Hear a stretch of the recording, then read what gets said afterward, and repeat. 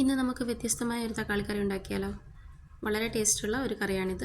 ഇതിലേക്ക് നമുക്ക് വേണ്ടത് ഒരു ചട്ടി വെച്ചിട്ട് കുറച്ച് വെളിച്ചെണ്ണ ഒഴിച്ച് കൊടുക്കാം. അതിലേക്ക് കടുക് ഇട്ട് കൊടുക്കുക.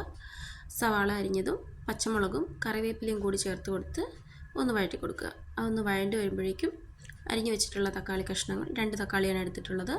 അതുകൂടി ചേർത്ത് നല്ലതുപോലെ ഒന്ന് ഇളക്കി അല്പം ഉപ്പും ചേർത്ത് മൂടി വെച്ച് നമുക്ക് വേവിച്ചെടുക്കാം. അത് വെന്ത് വരുന്ന സമയം ഇനി ഇതിലേക്ക് വേണ്ട അരപ്പിന് വേണ്ടി നമുക്ക് അരമുറി തേങ്ങ എടുത്തിട്ടുണ്ട്. ചെറിയ ജീരകം, പെരുംജീരകം, അതുപോലെ 3 ചുവന്നുള്ളി, ഒരു പച്ചമുളക് എന്നിവ ചേർത്ത് നന്നായി പേസ്റ്റായി അരയ്ക്കുക.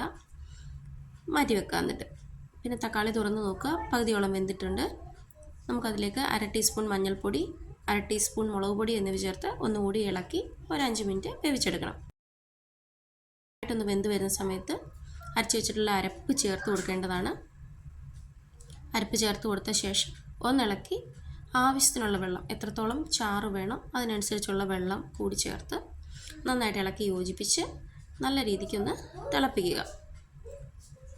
ഇടയ്ക്ക് നമുക്ക് ഉപ്പൊക്കെ നോക്കി കൊടുക്കാവുന്നതാണ്. പാകത്തിന് ഉപ്പുണ്ടോ ഇല്ലയോ എന്ന് നോക്കിയിട്ട് ആവശ്യത്തിനുള്ള ഉപ്പ് ചേർത്ത് കൊടുക്കുക. കുറച്ചും കൂടി ചാറ് വേണമെങ്കിൽ അതിന് വേണ്ട വെള്ളം കൂടി ചേർത്ത് കൊടുക്കുക. ഞാനിവിടെ ഒരു 1/4 കപ്പോളം വെള്ളം ചേർത്ത് കൊടുത്തിട്ടുണ്ട്. എന്നിട്ട് നന്നായി തിളച്ച് കുറുകി വരുന്ന സമയത്ത് കറി വാങ്ങി വെക്കുക.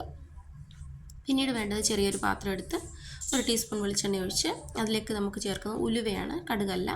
ഉലുവ ചേർത്തത്, ചെറിയ ഉള്ളി അരിഞ്ഞത്, കറിവേപ്പില, വറ്റൽമുളക് എന്നിവ ചേർത്ത് നന്നായി ഒന്ന് വാടിയ ശേഷം നമുക്ക് കറിയിലേക്ക് ചേർത്ത് കൊടുത്ത് ഇളക്കി അടച്ചു വെക്കാവുന്നതാണ്. 5 മിനിറ്റിന് ശേഷം നമുക്ക് ചോറിനോടൊപ്പം കഴിക്കാവുന്നതാണ്.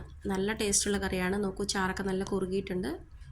സാധാരണ നമ്മൾ മുളക് പൊടി ചേർത്ത് വെക്കുന്ന ഒരു തക്കാളി കറിയിൽ നിന്നും വളരെ വ്യത്യസ്തമായി നല്ല രുചിയുള്ള ഒരു കറിയാണ്. എല്ലാവരും ട്രൈ ചെയ്ത് നോക്കാൻ മറക്കല്ലേ. അഭിപ്രായങ്ങളും നിർദ്ദേശങ്ങളും താഴെ കമൻസിൽ അറിയിക്കുക.